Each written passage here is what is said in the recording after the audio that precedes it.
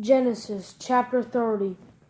When Rachel saw that she was not bearing Jacob any children, she envied her sister. "Give me sons or I will die," she said to Jacob. Jacob became angry with Rachel and said, "Am I in God's place, who has withheld children from you?"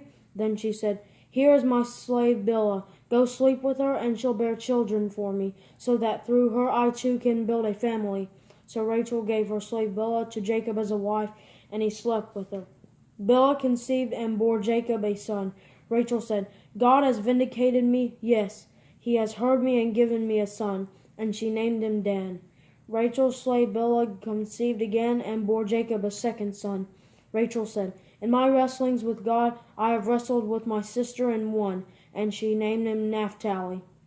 When Leah saw that she had stopped having children, she took her slave Zilpah and gave her to Jacob as a wife. Leah's slave Zilpah bore Jacob a son. Then Leah said, "What good fortune!" And she named him Gad. When Leah's slave Zilpah bore Jacob a second son, Leah said, "I am happy that the women call me happy." So she named him Asher. Reuben went out during the wheat harvest and found some mandrakes in the field. When he brought them to his mother Leah, Rachel asked, "Please give me some of your son's mandrakes." But Leah replied to her, "Isn't it enough that you have taken my husband? Now you also want to take my son's mandrakes?" "Well," Rachel said, "you can sleep with him tonight in exchange for your son's mandrakes." When Jacob came in from the field that evening, Leah went out to meet him and said, "You must come with me, for I have hired you with my son's mandrakes." So Jacob slept with her that night. God listened to Leah, and she conceived and bore Jacob a fifth son. Leah said, "God has rewarded me for giving my slave to my husband," and she named him Issachar. Then Leah conceived again and bore Jacob a sixth son.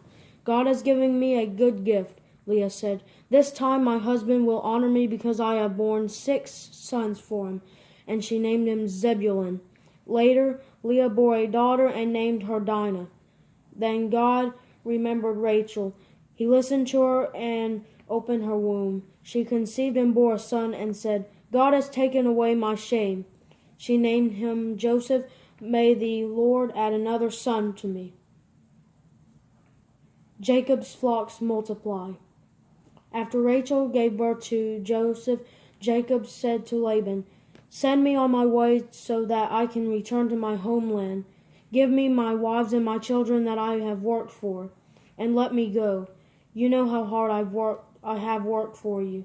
But Laban said to him, "If I have found favor in your sight, stay. I have learned by divination that the Lord has blessed me because of you." Then Laban said, "Name your wages and I will pay them."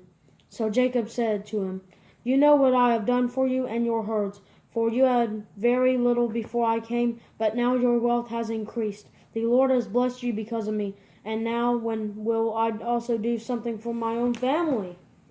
Laban asked, "What should I give you?" And Jacob said, "You don't need to give me anything. If you do this one thing for me, I will continue to shepherd and keep your flock. Let me go through all your sheep today and remove every sheep that is speckled or spotted, every dark-colored sheep among the lambs, and the spotted and speckled among the female goats.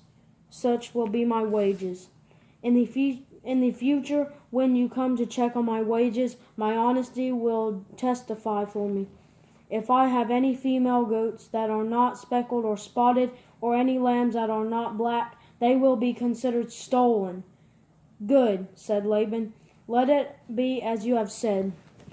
That day Laban removed the streaked and spotted male goats, and all the speckled and spotted female goats, every one that had any white on it, and every dark-colored one among the lambs, and he placed his sons in charge of them. He put a 3-day journey between himself and Jacob. Jacob, meanwhile, was shepherding the rest of Laban's flock. Jacob then took branches of fresh poplar, almond, and plain wood, and peeled the bark, exposing white stripes on the branches. He set the peeled branches in the troughs in front of the sheep, in the water channels where the sheep came to drink, and the sheep bred when they came to drink. The flocks bred in front of the branches and bore streaked, speckled, and spotted young. Jacob separated the lambs and made the flocks face the street and the completely dark sheep in the Laban's flocks. Then he set his own stock apart and didn't put them with Laban's sheep. Whenever the stronger of the flock were breeding, Jacob placed the branches in the troughs in full view of the flocks, and they would breed in front of the branches. As for the weaklings of the flocks, he did not put out the branches. So it turned out that the weak sheep belonged to Laban and the stronger ones to Jacob. And the man became very rich. He had many flocks, male and female slaves, and camels and donkeys.